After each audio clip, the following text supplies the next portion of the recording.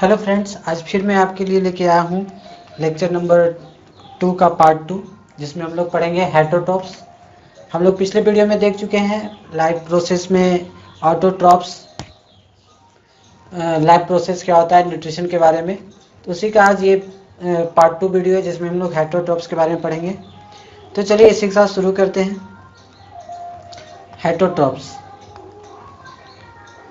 और हेटरोट्रॉप्स में हम लोग देखेंगे कि जो हेटरोट्रॉप्स होते हैं वो अपना खाना खुद नहीं बनाते, वो डिपेंड होते हैं किस पर, तो ऑटोट्रॉप्स पर। ऑटोट्रॉप्स पर वो डिपेंड होते हैं अपने खाने के लिए, यानी कि न्यूट्रिशन के लिए।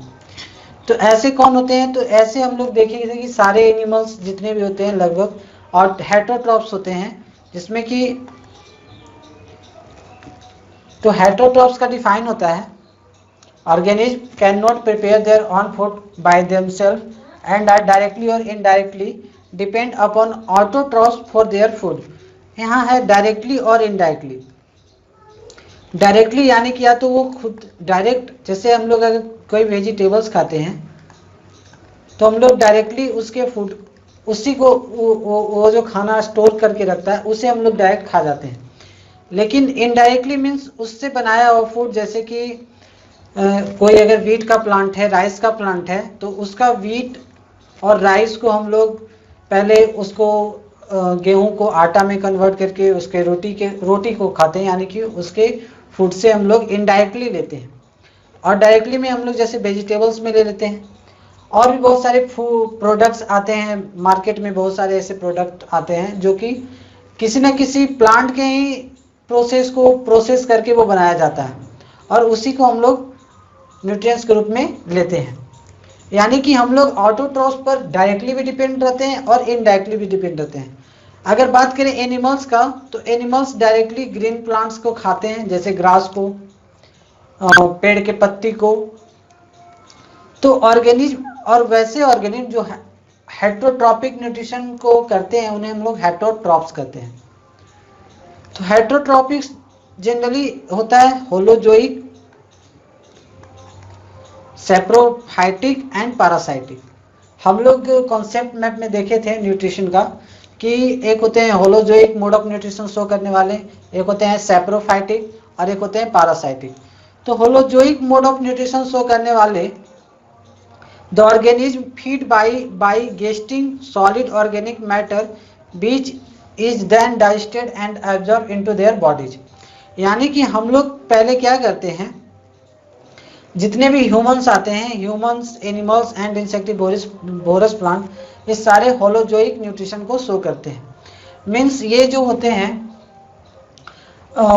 अपने ऑर्गेनिक मैटर को डाइजेस्ट करके उसको एब्जॉर्ब करते हैं। जैसे हम लोग पहले फूड खाते हैं, फूड डाइजेस्ट होता है, डाइजेस्ट होने के बाद वो एब्जॉर्ब होता है, एब्जॉर्ब होने के बाद वो एसिमिलेट होता है, और एसिमिलेट होने के बाद वो हमें एनर्जी प्रोवाइड करता है। यानी कि एक प्रोसेस के तहत जाता है, हम लोग उसे डायरेक्ट नहीं कर पाते। और ये सारे प्रोसेस को होलोजोइक मोड ऑफ न्यूट्रिशन में कहा जाता है। Means holozoic mode of nutrition में सारे प्रोसेस आएंगे, यानी कि इन टेकिंग ऑफ फूड, जैसे ingestion, digestion food, digestion, absorption of food, absorption.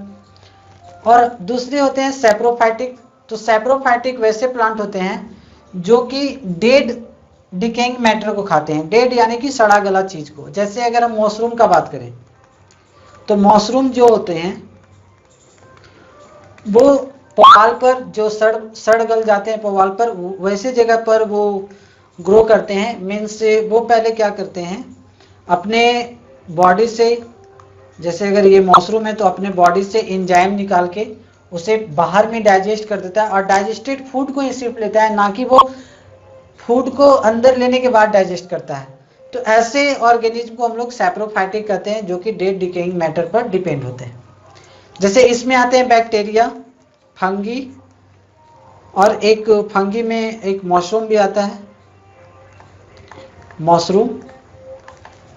और एक होते हैं पैरासाइटिक। पैरासाइटिक क्या होते हैं, पैरासाइटिक जो प्लांट होते हैं, और जो पैरासाइटिक एनिमल्स या प्लांट होते हैं, वो अपने फूड के लिए किसी होस्ट बॉडी पर डिपेंड होते हैं, लेकिन पैरासाइटिक में अपने होस्ट बॉडी पर डिपेंड होने के बाद भी वो क्या होते हैं कि अपने होस्ट बॉडी को कोई ये फायदा तो नहीं पहुंचाते, सिर्फ नुकसान पहुंचाते हैं। खुद उनसे फायदा तो ले लेते हैं लेकिन उन्हें बदले में फायदा नहीं देते बल्कि नुकसान ही देते हैं। जैसे ह्यूमन के केस में भी हम लोग में जैसे बाल में जुए हो जाते हैं, ये सब तो वो हमें नुकसान ही देता है लेकिन फायदा नहीं देता, लेकिन हमसे वो फायदा लेता है। हम उसको रहने के लिए शेल्टर प्रोवाइड करते हैं, खाने के लिए फूड प्रोवाइड करते हैं, लेकिन वो हमें कोई मदद नहीं करता। तो ऐसे ही जो ऑब्टेन न्यूट्रिशन किसी लिविंग ऑर्गेनिज्म पर डिपेंड रहने के बाद हो, डिपेंड होंगे किस पर? होस्ट पर। तो जो होस्ट पर डिपेंड होंगे, this parasitic obtain nutrition by living on or in body of the host. ये पैरासाइटिक जो होंगे या तो ये बॉडी में रह सकते हैं, बॉडी के बाहर या फिर बॉडी के अंदर। बॉडी के अंदर अगर बात करें तो कुछ ऐसे बैक्टीरिया होते हैं जैसे ई कोलाई, ये सारे ऐसे बैक्टीरिया होते हैं जो हमें डाइजेशन में मदद तो करते हैं और हम पर डिपेंड भी होते हैं हमारे फूड को खाने के लिए और हमारे बॉडी में रहने के लिए, यानी कि शेल्टर के लिए। तो उसी में फ्लीज, लीस, टैपवॉर्म, ये सारे इसके एग्जाम्पल हैं। अब आता है हेटेरोट्रॉपिक न्यूट्रिशन में होलोजोइक न्यूट्रिशन क्या होता है। मीन्स होलोजोइक न्यूट्रिशन मीन्स होता है कि जो nutrition in this nutrition complex organic matter feeding by ingestion which is subsequently digested and absorb. Means holozoic nutrition में हम लोग कॉम्प्लेक्स फूड को खाते हैं। कॉम्प्लेक्स फूड यानी कि जैसे कार्बोहाइड्रेट्स हो गए, प्रोटीन्स हो गए, फैट्स हो गए, और ये सारे बॉडी में जाकर डाइजेशन के बाद अपने सिंपल ऑर्गेनिक कंपाउंड में टूटते हैं। जैसे कार्बोहाइड्रेट ग्लूकोज में, प्रोटीन एमिनो एसिड में और फैट फैटी एसिड में। ये इसमें टूटने के बाद हमारे शरीर इसे ऑब्जर्व कर सकता है। ऐसा नहीं है कि हम लोग डायरेक्ट कार्बोहाइड्रेट खाएं और हमारा शरीर ऑब्जर्व कर ले, ऐसा बिल्कुल नहीं होता। वो एक डाइजेशन प्रोसेस के तहत में जाकर वो कॉम्प्लेक्स सिंपल में टूटता है, छोटे छोटे में। जैसे अगर मान लें कि कोई फूड ऐसा है एक लंबा चेन की तरह, तो ये कॉम्प्लेक्स है, और ये कॉम्प्लेक्स है तो इसका सिंपल क्या होगा, कुछ प्रोसेस स्टोमक में हुए तो ये छोटा छोटा ये टूटा इस तरह से, कुछ प्रोसेस उसके आगे स्मॉल इंटेस्टाइन में गए हैं तो ये और छोटा टूटा इस तरह से। तो ये धीरे धीरे छोटे होते जा रहे हैं, यानी कि सिंपल फॉर्म में होते जा रहे हैं। लास्टली ये एक ऐसे एक ड्रॉप में आ गए और ये ड्रॉप आराम से हमारे बॉडी के अंदर एब्जॉर्ब हो सकता है। तो इसी को कहते हैं फूड कॉम्प्लेक्स से सिंपल बनता है। और जो होलोजोइक न्यूट्रिशन होते हैं इनमें कुछ स्टेप्स होते हैं, जैसे कि ingestion, digestion, absorption, assimilation and egestion. Ingestion means होता है in taking of food, in taking of food. Digestion means digestion of food. Absorption means जो हमें फूड खाएं वो जो डाइजेस्टेड फूड हुआ वो डाइजेस्ट होते हैं, और जो अनडाइजेस्टेड फूड होते हैं वो इंगिशन के लिए आगे आ जाते हैं। और जो डाइजेस्टेड फूड एब्जॉर्ब होते हैं उनका फिर एसिमिलेशन होता है, मीन्स उनका यूज होता है। जैसे अगर ग्लूकोज खाएं तो ग्लूकोज हमें एनर्जी प्रोवाइड करता है, अगर प्रोटीन खाएं तो वो हमें हमारे बॉडी बिल्डिंग को मजबूत करता है, फैट लिपिड खाएं तो वो ग्लाइकोजन के फॉर्म में स्टोर होता है, वो भी हमें एनर्जी प्रोवाइड करता है। यानी कि हमारे सेल में जाने के बाद वो क्या होते हैं, एसिमिलेट होते हैं। और जो अनडाइजेस्टेड फूड थे वो लास्टली क्या होते हैं, फिशेस के द्वारा बाहर चले जाते हैं। तो ये हुआ होलोजोइक न्यूट्रिशन। जैसे अगर हम बात करें एमीबा का, तो एमीबा एक बहुत ही छोटा यूनिसेलुलर ऑर्गेनिज्म है जो कि होलोजोइक मोड ऑफ न्यूट्रिशन को शो करता है। ये कौन सा न्यूट्रिशन शो करता है, holozoic mode of nutrition, holozoic mode of nutrition. तो होलोजोइक मोड ऑफ न्यूट्रिशन में क्या होता है कि इसमें 5 स्टेप आएंगे, जैसे कि अगर कोई एक फूड पार्टिकल्स है या ये कोई प्रे पकड़ा, प्रे या फूड पार्टिकल्स, तो अपने ये सेल के जो मेम्ब्रेन होते हैं उस मेम्ब्रेन को हम लोग सूडोपोडिया कहते हैं, उस मेम्ब्रेन को हम लोग सूडोपोडिया कहते हैं। इसका सूडोपोडिया ही फंक्शनल होता है और सूडोपोडिया बहुत तरह के फंक्शन में मदद करता है, जैसे लोकोमोशन, इंगिशन और इगिशन, यानी कि ये बहुत ही फंक्शनल पार्ट होता है। यानी कि इसका प्लाज्मा मेम्ब्रेन जो होता है वो ऐसे ऐसे करके अपना एक मूवमेंट शो करता है। अगर कोई फूड पार्टिकल्स आया तो उसके आकार का पहले फूड पार्टिकल्स की तरफ आएगा, जैसे इस प्रकार से, और वो उसे पकड़ लेता है, धीरे धीरे अपने अंदर कर लेता है। और इस प्रोसेस को हम लोग कहते हैं इंडोसाइटोसिस। इंडोसाइटोसिस यानी कि सेल के अंदर जो फूड जा रहे हैं उन्हें हम लोग इंडोसाइटोसिस कहते हैं।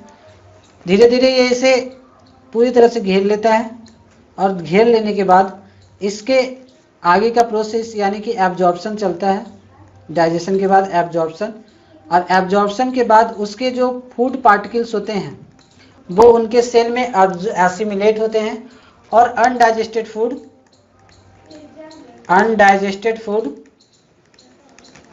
फाइनली सूडोपोडिया से ही बाहर आ जाते हैं। तो ये तो है holozoic mode of nutrition amoeba का। अब बात करते हैं टाइप्स ऑफ होलोजोइक की। होलोजोइक के कितने टाइप्स होते हैं? जैसे ये सारे प्रोसेस तो होते हैं, लेकिन होलोजोइक में कितने टाइप्स होते हैं? जैसे कोई कार्निवोरस होता है, कोई ओमनीवोरस होता है, कोई हर्बीवोरस होता है। तो ये सारे होते हैं होलोजोइक मोड ऑफ न्यूट्रिशन के टाइप। जैसे अगर बात करें हर्बीवोरस का, तो herbivores organic feed on plant, यानी कि वो सिर्फ प्लांट खाते हैं, ग्रीन प्लांट्स को खाते हैं। कार्निवोरस जो होते हैं वो ऑर्गेनिज्म को खाते हैं, यानी कि वो मीट को खाते हैं। जैसे कि हमारा लायन, टाइगर, ये सब मीट खाता है। हर्बीवोरस में जेब्रा हो गया, काऊ हो गया, ऑक्स हो गए, ये सब सारे हर्बीवोरस होते हैं। ओमनिवोरस होता है जिसको कहते हैं सर्वाहारी, यानी कि सब कुछ खाते हैं। मिले तो ग्रास भी खाते हैं और मिले तो मीट भी खाते हैं। जैसे सबसे अच्छा एग्जाम्पल ह्यूमन का है, उन्हें जो मिल जाए वो खाते हैं। और जो फीड होता है प्लांट्स एंड एनिमल्स, ये दोनों को खाते हैं। तो ये तो है टाइप्स ऑफ होलोजोइक न्यूट्रिशन। अब आता है सेप्रोफाइटिक। तो सेप्रोफाइटिक न्यूट्रिशन क्या होते हैं? सेप्रोफाइटिक न्यूट्रिशन मीन्स होता है इन this nutrition organism release some enzyme to digest the dead organic food and derive nourishment from dead decaying organic matter. Such organism is called saprophyte, यानी कि ऐसे organism को हम लोग सेप्रोफाइट कहते हैं। तो जो सेप्रोफाइटिक होते हैं, जैसे अगर हम बात करें ये मशरूम है, तो मशरूम क्या होंगे, अपने से सब, ये तो डेड डिकेइंग पर ग्रो ही होता है और अपने शरीर से सबसे पहले एंजाइम निकालता है, डाइजेस्टिव एंजाइम,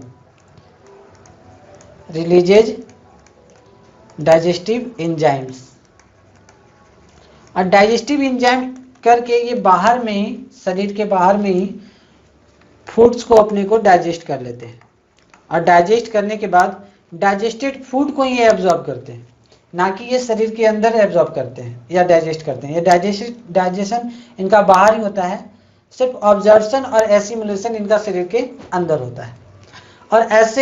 और ये जनरली डेड ऑर्गेनिक फूड पर ग्रो करते हैं। और ऐसे ऑर्गेनिज्म को हम लोग सेप्रोफाइटिक कहते हैं, जिसका एग्जाम्पल है fungi, mushroom, moulds, ईड्स and many bacteria.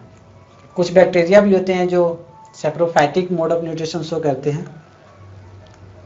जैसे अगर बात करें मशरूम, आप देख रहे हैं जैसे कि ये मशरूम है, मोल्ड्स है, ये कुछ सेप्रोफाइटिक बैक्टीरिया होते हैं जो कि अपना saprophytic mode of nutrition show करते हैं।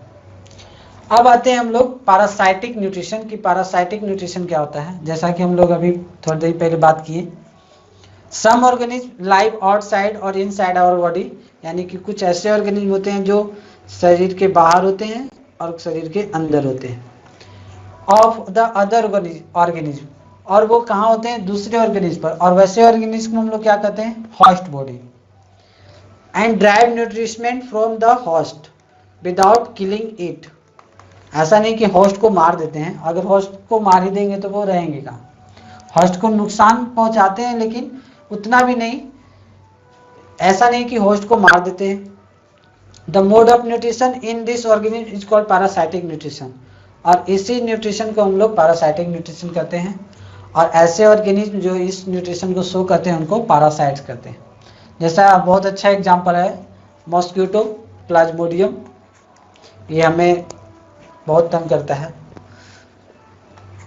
टी बॉर्म, टैप बॉर्म, राउंड बॉर्म, अमरबेल जैसे प्लांट में भी ऐसे होते हैं कुछ कुछ झाड़ियाँ वगैरह जो कि देखते होंगे कि प्लांट पर चढ़ जाते हैं और उन्हें कोई मदद तो नहीं देते लेकिन उनके लिए वो उनसे शेल्टर और उनका फूड को वो यूज कर लेते हैं। और ऐसे प्लांट्स भी जैसे कि एग्जांपल में अमरबेल और उसको कस्कूटा कहा जाता है, ऐसा आप लोग ने देखा भी होगा। अब आते हैं डिफरेंस कि ऑटोट्रॉपिक्स और हेटरोट्रॉपिक न्यूट्रिशन में डिफरेंसेस क्या क्या होते हैं। जैसे autotrophics, food is synthesized from simple inorganic food is simple inorganic raw materials such as CO2 and water। और हेटरोट्रॉपिक्स में इनडायरेक्टली और डायरेक्टली उसी पर डिपेंड होते हैं। ये अपने खाने को एंजाइम से ब्रोक करते हैं, यानी कि कॉम्प्लेक्स से सिंपल बनाने में इनको एंजाइम मदद करता है। दूसरा है presence of chlorophyll is necessary, means जितने भी फोटोसिंथेसिस करते हैं उनमें फोटोसिंथेसिस होने के लिए एक पिगमेंट का होना जरूरी है, जिन्हें हम लोग क्लोरोफिल के नाम से जानते हैं। वो क्या करते हैं, वो सनलाइट को ट्रैप करते हैं, सनलाइट को ट्रैप करते हैं। ट्रैप मतलब पकड़ते हैं। लेकिन हेटरोट्रॉपिक्स में नो पिगमेंट इज रिक्वायर्ड, इनको तो पिगमेंट का जरूरत है ही नहीं क्योंकि अपना खाना तो बना ही नहीं सकते। Food is generally prepared autotrophs में ड्यूरिंग द डे टाइम, यानी कि ऑटोट्रॉप्स में जनरली फूड डे टाइम में बनता है क्योंकि डे टाइम में ही सनलाइट होते हैं। और हेटरोट्रॉपिक्स में food can be prepared at all the time, यानी कि फूड हमेशा जब खाने का मन हुआ तब खा लिए। चौथा पॉइंट आता है all green plants and some bacteria have this type of nutrition. कुछ ग्रीन प्लांट्स और कुछ बैक्टीरिया ऐसे करते हैं, और all animals and fungi have this types of nutrition. Heterotrophic nutrition कौन शुरू करते हैं, हमारे फंगी और एनिमल्स। तो इसी के साथ आज हम ये भी लेक्चर समाप्त करते हैं। अगले लेक्चर में फिर बात करेंगे आगे का टॉपिक के बारे में। तब तक के लिए धन्यवाद। आप लोग खुश रहें, सुरक्षित रहें। Good bye.